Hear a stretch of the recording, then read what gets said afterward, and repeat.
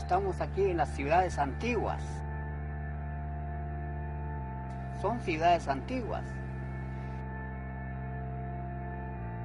Aquí los señores arqueólogos, antropólogos vienen a poner el nombre ruinas, porque lo arruinaron, lo saquearon, lo destruyeron, le pusieron el nombre ruinas.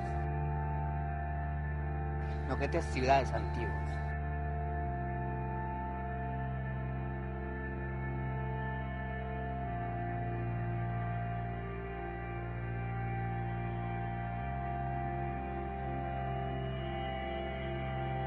Y para nosotros, para que el mundo llegara a conocer, en primer lugar, sí, los mayas aquí están presentes. Los mayas empiezan desde Arriaga hasta Veracruz, en México, maya de Belice, maya de Guatemala, maya de Honduras, maya de El Salvador, y tiene una mínima base de Nicaragua, donde están las pirámides. Este pueblo maya, o la nación maya,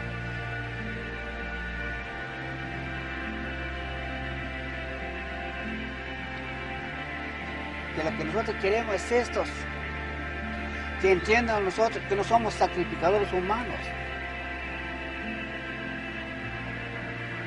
Lo que son ideas que recogen los libros para poner en mal el pueblo maya, lo que no es así.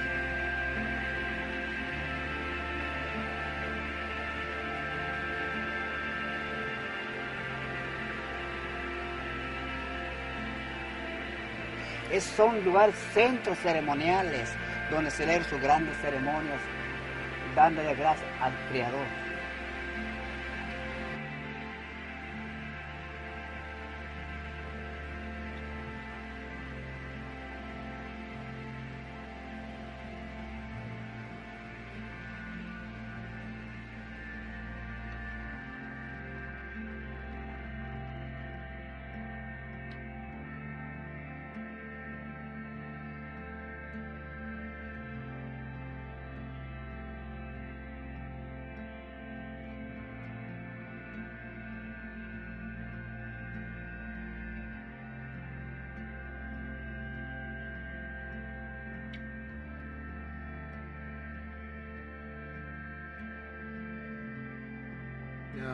The shifting of the poles of the axis, however it is to take place, it is this world that the Maya wish to speak to you about, for they know it well.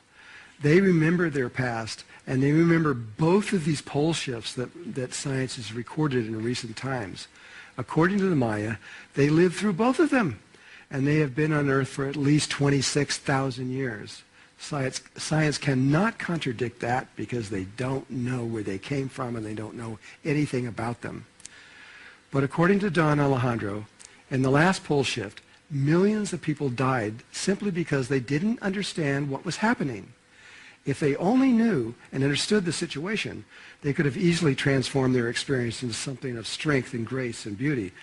But Don Alejandro says that if they don't understand what is occurring and enter into fear, they can easily die. And so he wants to talk to you about this.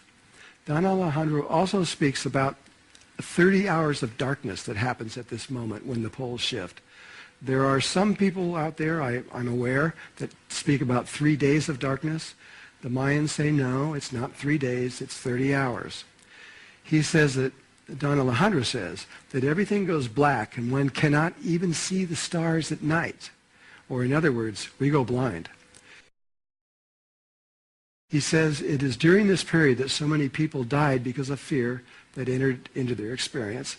But he also says that if one were to not worry and simply stay still and just relax, everything returns back, your sight comes back, everything returns to normal, and it only takes 30 hours. So this is another thing that the Mayan people want you to understand is during this change, don't go into fear. It's nothing to be afraid of. But of course, after the poles shift, where you are located on the surface of the Earth is now probably completely different relative to the equator than before the shift began. You are now probably living in a new and different environment located on the Earth. And this must immediately be evaluated. You've got to figure out where you are, or you could die just from extreme cold or extreme heat. This is another thing he wanted you to know. Now, one piece of the Mayan prophecy that has been told, which the world calls doomsday, but there is something far more important. How do we understand how to be during a physical pole shift and directly afterwards? For the Maya, it is a vibration that comes from within your heart. And this vibration is in perfect resonance to the heart of the earth, the heart of the sun, and the heart of the universe. If we learn to live within this vibration, the living earth will make certain that we extend ourselves into the new world.